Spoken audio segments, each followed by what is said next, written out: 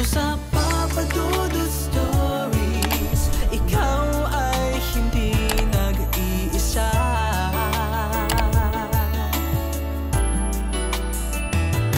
Dito sa Papa Dudut Stories, may nagmamahal sa'yo. Papa Dudut Stories, Papa Dudut Stories. Dear Papa Dudut, sa lahat po ng mga nakatutok ngayon, huwag pong kalimutan mag-like, mag-share at mag-subscribe. Maraming salamat po sa inyong lahat.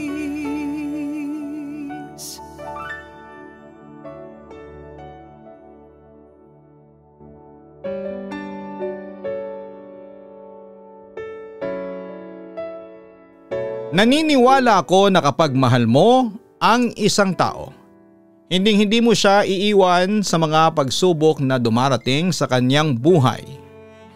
Sabay ninyong haharapin ang mga yon at hahanapin ang solusyon. At kahit kailan ay hindi mo siya pababayaan at hahayaang malagay ang kanyang buhay sa alanganin. Bago ang lahat ay gusto ko munang bumati sa inyo at sa mga listeners mo ng isang pinagpalang araw.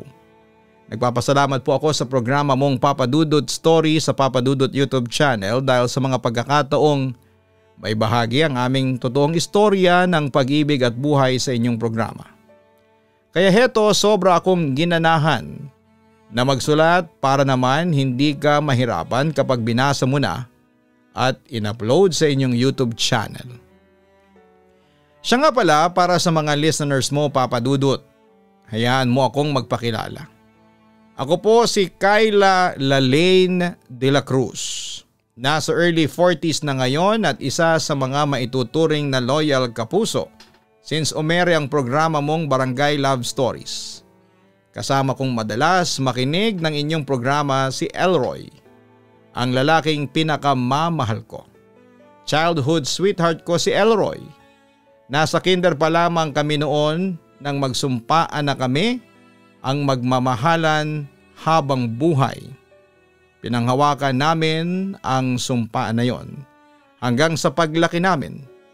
Kahit kailan ay hindi kami tumingin sa iba, bagkus ay nilaan lang namin ang aming puso't isipan sa isa't isa.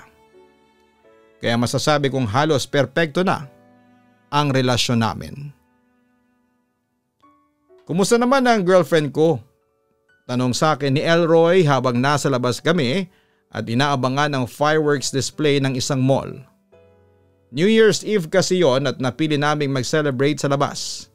Kasama ang ilang Pinoy na mas pinili ding mag-celebrate sa labas ng kanilang bahay kasama ang kanilang pamilya. Heto, masaya kasi kasama ko ang boyfriend ko na mag-celebrate ng bagong taon. Natatandaan kong sagot ko sa kanya noon. Pagkatapos noon ay ipinakita sa akin ni Elroy ang mga dala niyang pagkain na nasa 2 picnic basket. Natuwa ako kasi marami yon na talagang pinaghirapang lutuin ng boyfriend ko para may pagsaluhan kami kahit na nasa seaside kami ng mall nagse-celebrate. Siya nga pala. Nasaan ang mga magulang mo? Nasa probinsya. Doon sila magbabagong taon. Hindi na ako sumama sa kanila kasi alam mo na, nakakapagod. Ang layo ng Sorsogon eh. Sagot ko sa kanya. At saka ang totoong dahilan kaya hindi ako sumama ay para makasama ko si Elroy, Papa Dudut. Ang mga magulang at kapatid mo, bakit hindi sila ang kasama mo ngayon bagong taon? Tanong ko naman sa kanya. Nasa probinsya din sila at saka nagdo-dorm lang naman ako, kaya may excuse akong huwag sumama sa kanila sa probinsya. At saka syempre gusto kong makasama ang girlfriend ko ngayong New Year. Ito kaya ang unang bagong taon natin bilang magkarelasyon. Natutuwang wika niya sa akin. Sana magtagal ang relasyon natin, oh. Sabi ko naman sa kanya habang punong-puno ng pag-asa ang parating na bagong taon. Syempre naman. Bakit sa palagay mo hindi tayo magtatagal? Panunubok niya sa akin. Hindi naman sa ganun, basta ang wish ko talaga sana tayo na. Yung habang buhay tayong magkakasama at magmamahalan. Hiling ko noong gabing yon. Basta heto ang tatandaan mo. Mahal ko, kahit na anong mangyari ikaw pa rin ang kaisa-isang babaeng mamahalin ko. Yun naman ang pinangako sa akin ng boyfriend ko. Pagkatapos noon, Papa Dudut, ay masaya kaming nag-celebrate ng bagong taon. Sobrang nag-enjoy kami lalo na sa pinapanood naming fireworks display. Masaya din naming pinagsaluhan ng mga pagkain si Elroy mismo ang naghanda. Samantala pagkatapos ng celebration namin ay agad kaming nag-check-in sa hotel na pinare-reserve namin days ago. At habang naghahanda ako sa aming pagtulog ay sinimulan akong lambingin ng boyfriend ko. Okay? Gusto mo ba? Panunubok sa akin ni Elroy habang hinahalikan ang leeg at gilid ng tenga ko. Ang alin, mahal ko? Patay mali siya ko namang tanong sa kanya. Although alam ko na rin ang ibig niyang sabihin. Alam mo na. Total naman ay nagmamahalan tayo. At saka handa naman kitang panagutan. Pangungumbinsi pa sa akin ni Elroy. Pagkatapos noon ay naghalikan kaming dalawa. Sige mahal ko, papayag ako at handa kong gawin ang lahat. Mapatunayan lang sa iyo na mahal kita. Sabi ko pa sa kanya bago ko isinuko ang aking virginity sa lalaking mahal ko. Ginawa ko yon kasi buo naman ang kumpiyansa kong kami na ni Elroy hanggang sa huli.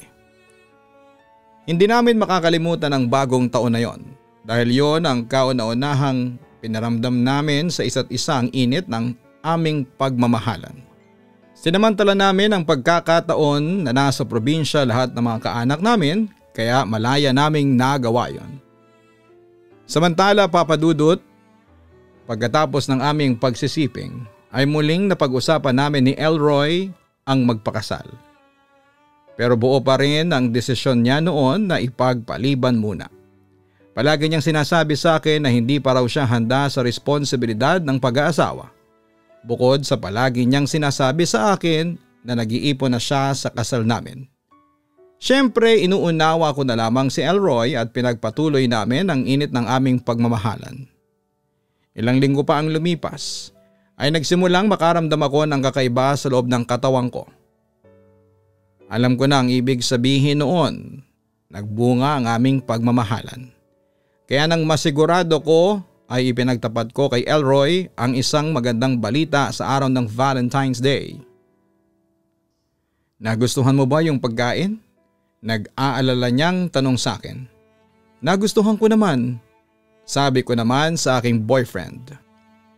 Nakita kong huminga siya ng malalim bago muling nagsalita. Ay salamat, buti naman at may nagustuhan ka rin pagkain.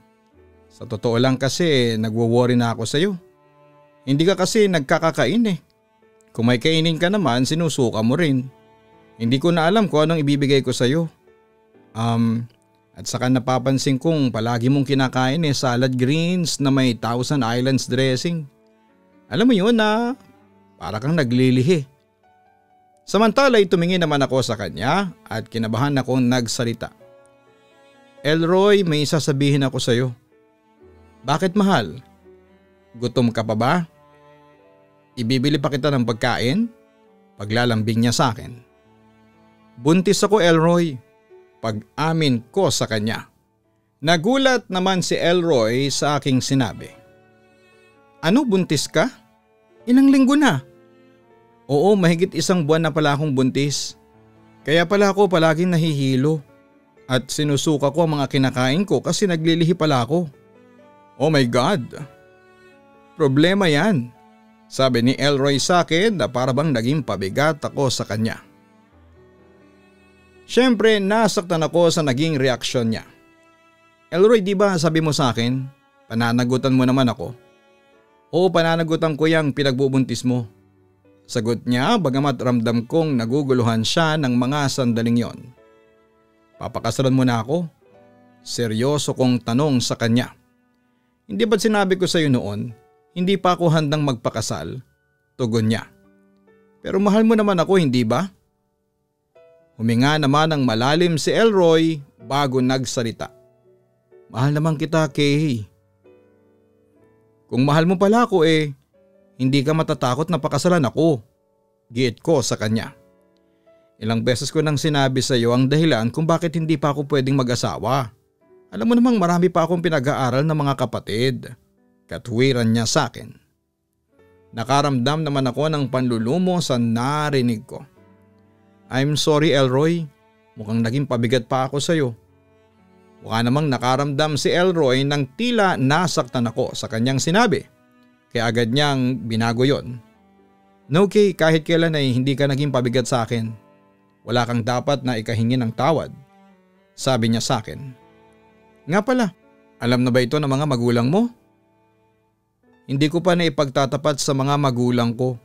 At kung malaman nila, tiyak na magagalit sila sa akin. Kinakabahan kong wika. Huwag kang mag-alala, mahal. Tutulungan kita sa problema mo. Sabay nating ipagtatapat yan sa mga magulang mo. Sabay nating haharapin ang problemang ito. Yon ang binitawang pangako sa akin ng boyfriend ko. Akala ko, Papa Dudut, ay magiging maayos na ang lahat pagkatapos magbunga ang aming pagmamahalan. Pero doon nagsimula ang pagsubok sa aming relasyon ni Elroy. Una ay nagulat ang mga magulang ko at magulang niya nang ipagtapat namin na buntis ako. Agad-agad na nagdemand sila ng kasal pero tumutol si Elroy at pinaliwanag niya ang lahat. Siyempre kahit na napag-usapan namin ang tungkol doon ay hindi ko pa rin maiwasang masaktan. Mahal ko po si Elroy at handa ko siyang pakasalan at makasama sa panghabang buhay. Ngunit ang tanong, ganon din ba siya sa akin? Papakasalan ba niya ako? Gusto ba niya akong maging asawa? Handa ba siyang makasama ako hanggang sa kamatayan? Sa hindi may paliwanag na dahilan ay natakot akong alamin ang kasagutan. Papa Dudut, umasa na lamang ako noon na isang araw ay bigla na lamang magbago ang isipan ni Elroy at ayain na niya akong magpakasal. Pero dumating noon ang kinakatakutan ko. Isang lihim kasi ang aking natuklasan noon. Hindi ka ba nahihirapan dyan? Lumalaki na ang tiyan mo tapos ikaw pa ang naglilinis ng bakuran ng bahay ninyo. Ako na nga ang gagawa niyan. Pagbobolontaryo ng boyfriend ko. Pero galit ko siyang pinigilan. Wag na. Kaya ko na to. Kanina ka pa kasing nakatayo dyan. Baka napano ka na at ang bata.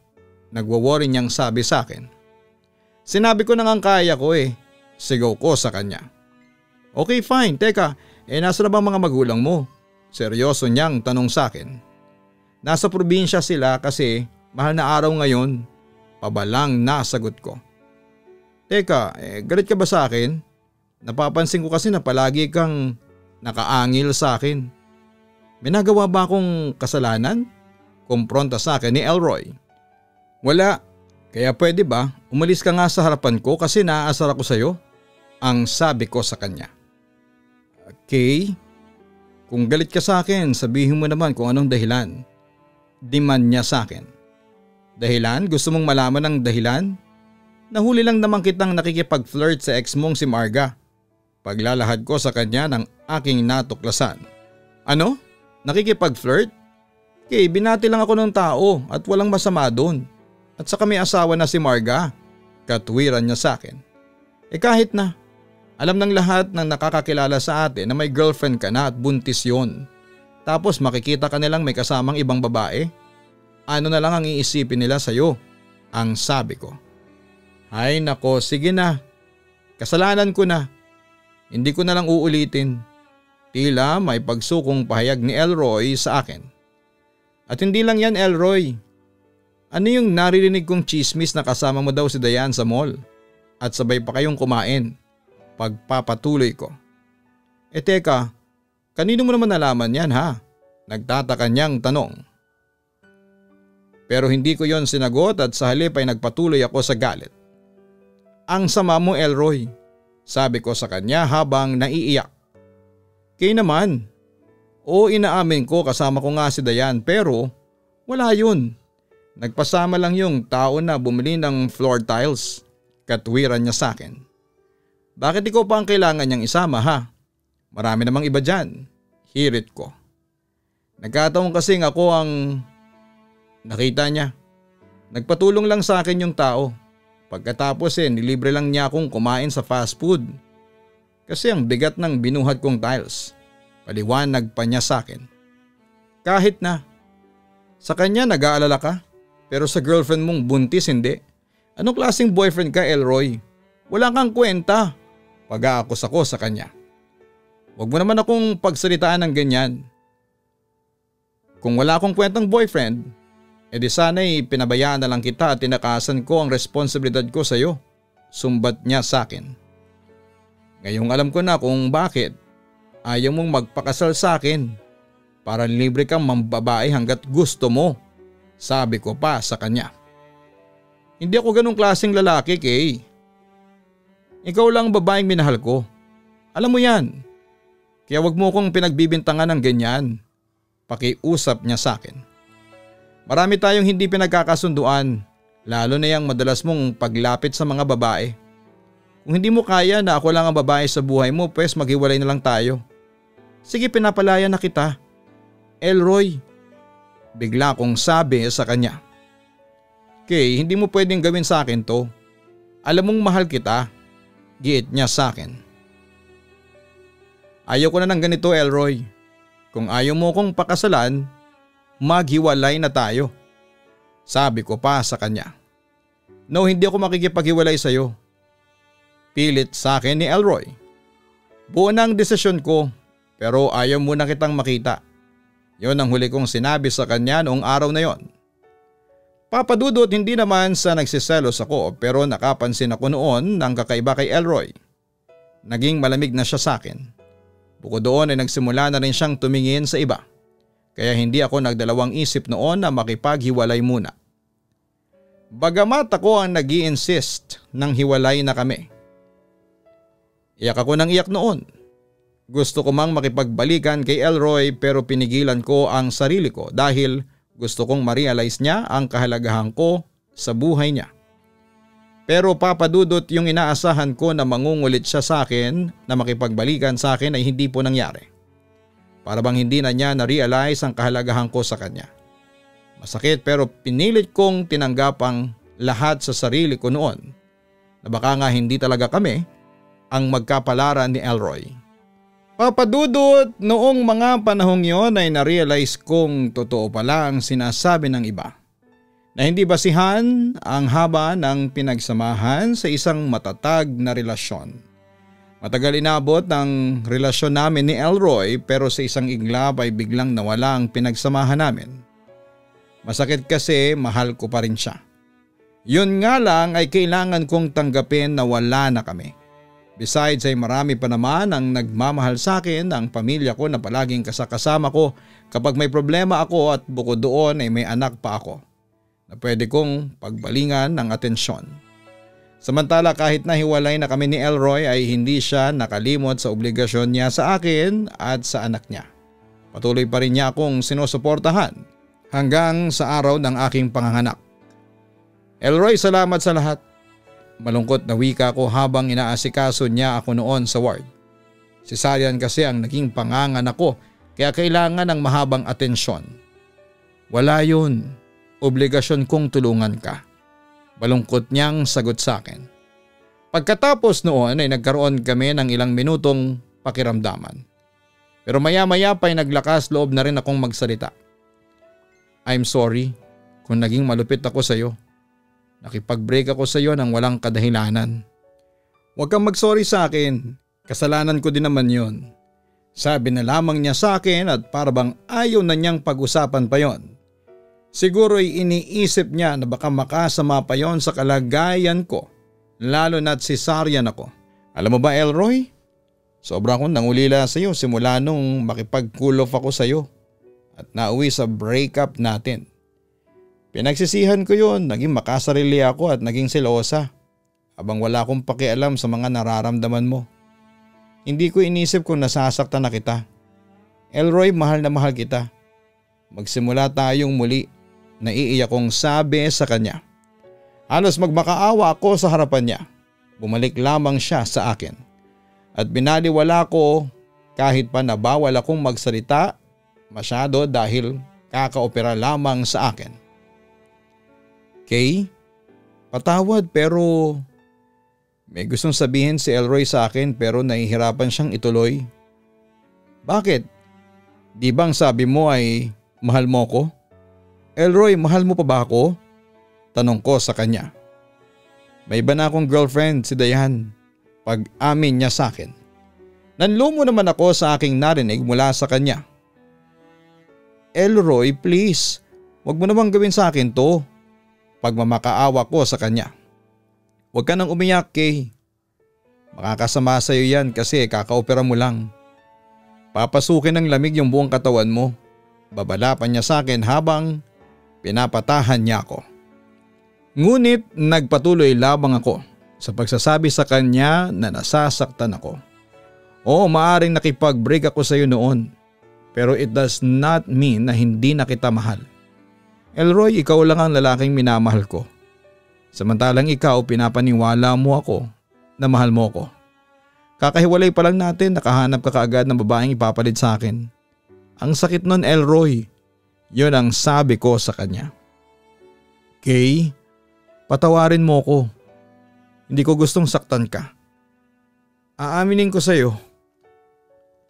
Hindi kita inalok ng kasal noon, hindi dahil sa nag-iipon ako ng pera o sa pagpapaaral sa mga kapatid ko, kundi naguguluhan ako sa nararamdaman ko para sa iyo. Malaki ang pagkakasala ko sa iyo kasi pinaasa kita na tayo ang magsasama sa huli. Binuntis kita kahit na ganito ang nararamdaman ko sa iyo. Sa totoo lang ay nakukonsensya na ako. Hindi ko dapat ginawa ito. Hindi ko dapat sinira ang buhay mo. May halong pagsisising wika ng aking ex-boyfriend. Please huwag ka nang umiyak. Sige, pipigilin ko ang luha ko para sa anak ko. Matapang na sabi ko sa kanya habang nagpupunas ako ng luha sa aking mga mata. Huwag kang mag-alala, Kay, at pananagutan ko pa rin ang anak natin. Pangako naman niya sa akin. Mahal mo na ba talaga si Dayan, ha, Elroy?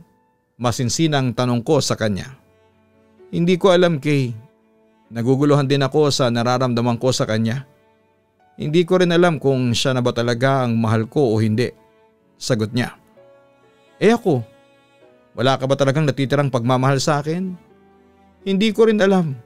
Gulong-gulo na ako. Sa puntong yon ay si Elroy naman ang napaiyak sa harapan ko. Sige Elroy, kung saan ka masaya bahala ka. Ayaw kong ipagsiksikan ang sarili ko sa taong pinaaasa lamang ako. Kung masaya ka sa piling ni Dayan, sige lang. Kung masaya ka kahit na iwanan mo kami ng anak mo, ikaw na ang bahala. Sino ba ako para pigilan ka? Simula ngayon ay tapos na ang ugnayan natin. Napatingin naman sa akin si Elroy at tila gustong tumutol sa sinasabi ko. Kay, tapos na ang obligasyon mo sa akin. Makakalis ka na. Hihintayin ko na lang ang mga magulang ko. Sila na lang ang bahala sa akin. Pumunta ka na sa bago mong girlfriend. Baka hinihintay ka na niya. Mahinahon kong wika sa kanya. Papadudot dahil sa mahal ko pa rin si Elroy, ay nagbaka sakali ako na baka pwede bang isalba ang relasyon namin.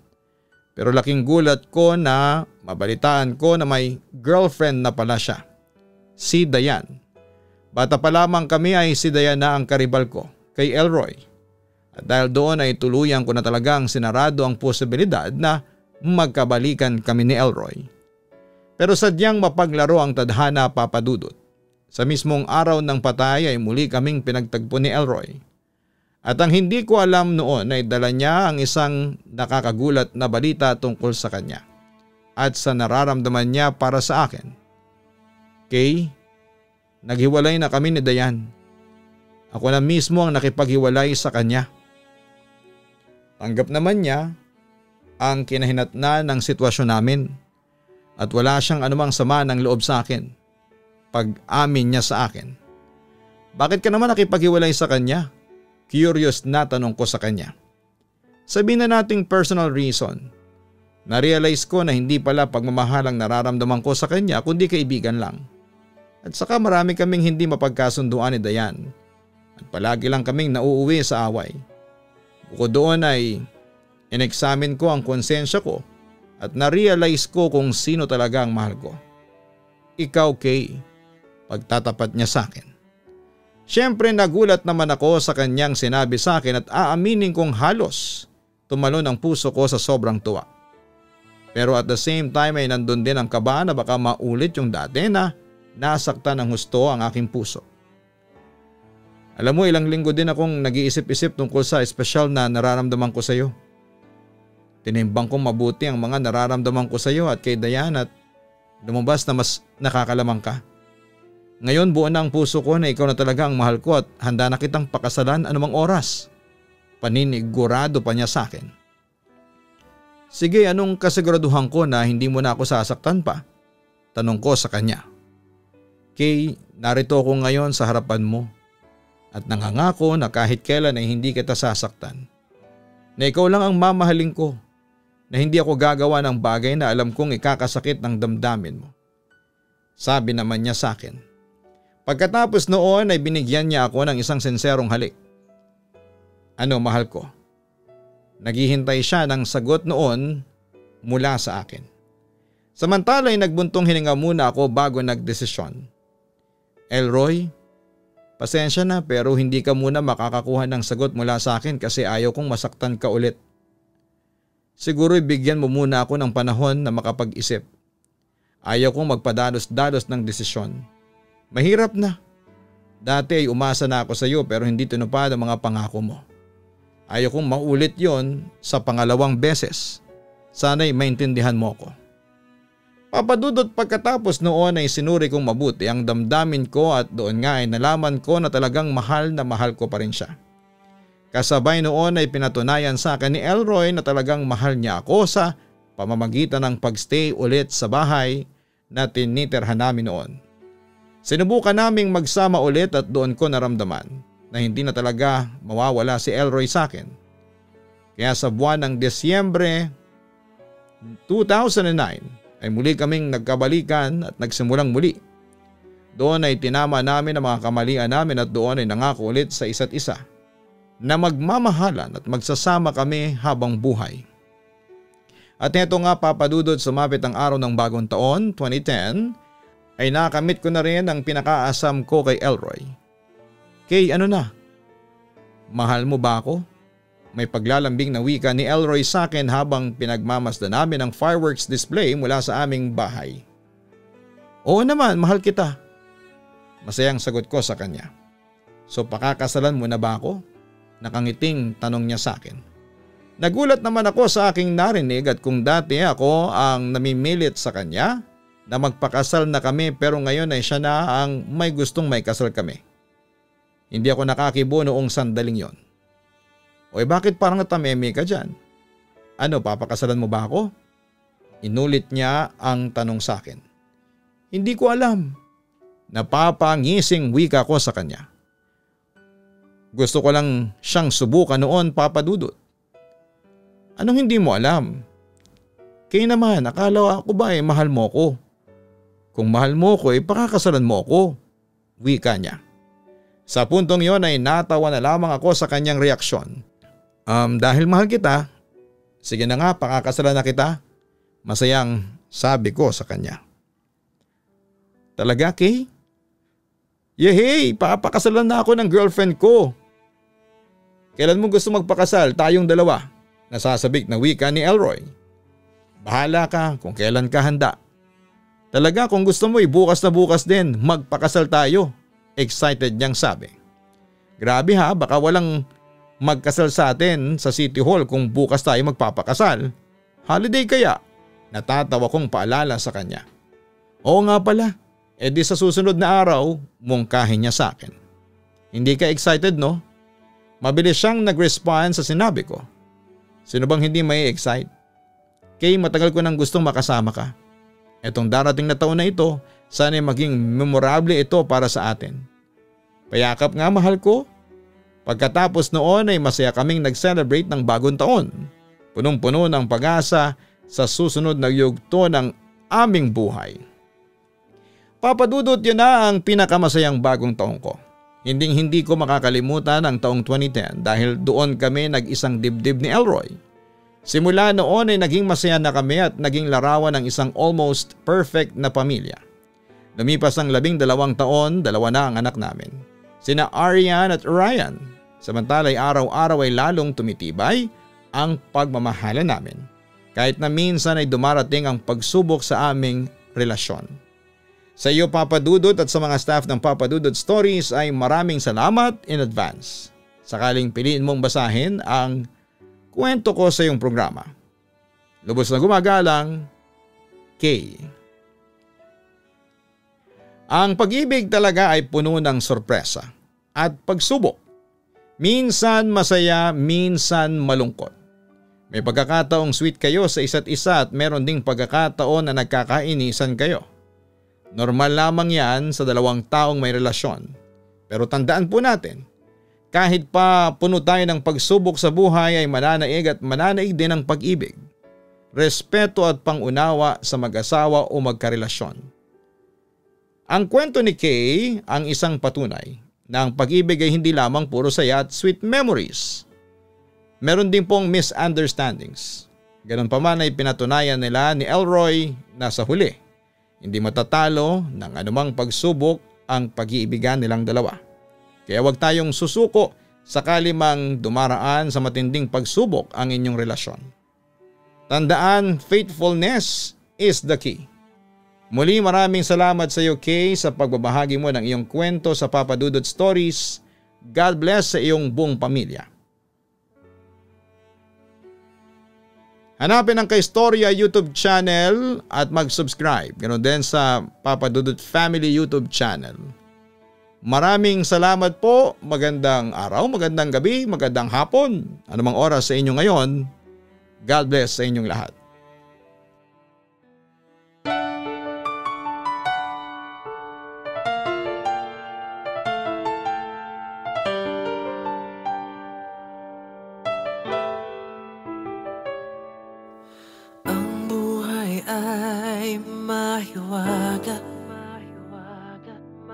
Laging may lungkot at saya sa Papa Dudut Stories. Laging may karamay ka.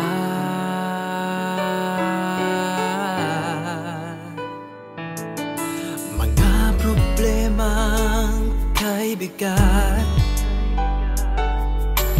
dito ay pakikinggan ka. Sa Papa Dudut Stories, kami ay iyong kasama. Dito sa Papa Dudut Stories, ikaw ay hindi nag-iisa.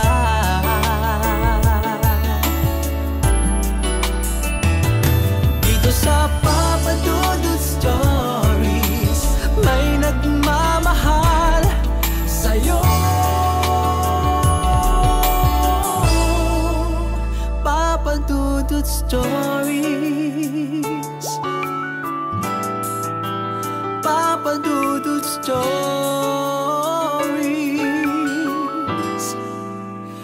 Papa Dudut Stories.